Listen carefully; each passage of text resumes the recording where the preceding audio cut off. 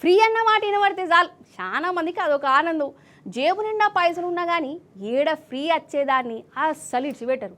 అంతలావైతే పైసలు ఖర్చు చేసైనా ఆ ఫ్రీ కోసం ఎంత దూరం అన్న పోతారు. అగో ఘటనే అయింది మన హైదరాబాద్లో. ఫ్రీ బిర్యానీ కోసం ఎగబడితే ఆఖరికి ఏమైందో చూడుర్రి. ఇగో వీళ్ళందరూ ఫ్రీ బిర్యానీ బాధితులు.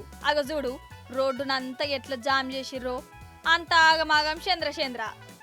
అయితే మన హైదరాబాద్ దిల్సుఖ్ నగర్రా ఒక హోటల్లో ఫ్రీ మంది బిర్యానీ అని ఆఫర్ పెట్టిరోళ్ళ.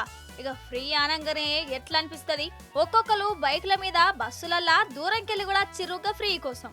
ఒక్కరు కాదు ఇద్దరు కాదు 100 మంది మీదనే ఉన్నారు. ట్రాఫిక్ జాము. అయితే గింత మందిని ఒక్క మల్క చూసే వరకల్లా ఆ హోటల్ ఆయనకు గజ్జుమన్నట్టయింది. అసలు ఈడ ఫ్రీ లేదు గీ లేదు అని అచ్చినోళ్లను మర్రగొట్టు ఉపాయం చేసిండట. అగ చూడు బాయ్స్ నడుతుందాడా.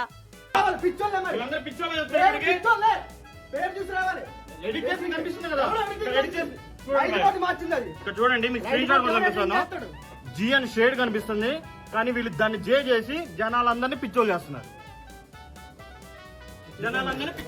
అంటే హోటల్ పేరులా అక్షరం మార్చి మోసం చేసిరని వీళ్ళు అంటురు. కాదు ఈయన టీ షర్టు పాయింట్ చూస్తంటే ₹1000 ఖర్చు చేసి బ్రాండెడ్ బట్టలు వేసుకున్నట్టే కొడుతుంది. కానీ ₹100 ఫ్రీ బిర్యానీ కోసం ఏడికెళ్ళో వచ్చి ఈడ లడాయి పెట్టుకున్నాడు అవసరమా? అగో వాళ్ళు చూడు వీళ్ళందరూ ఫ్రీ బాధితులే.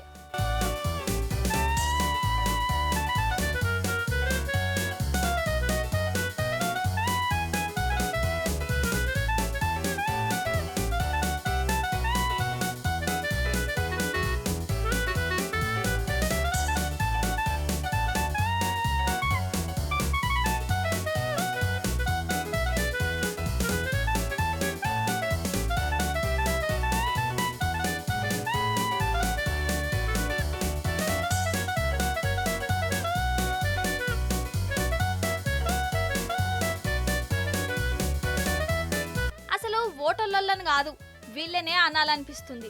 కాదు ఫ్రీ అంటే చాలు ఉరకచ్చుడేనా నల్ల ఎగవడుడేనా? ఎప్పుడు ఏం తిననట్టే వేయబడుతుంది. ఏందో ఏమో పాటు.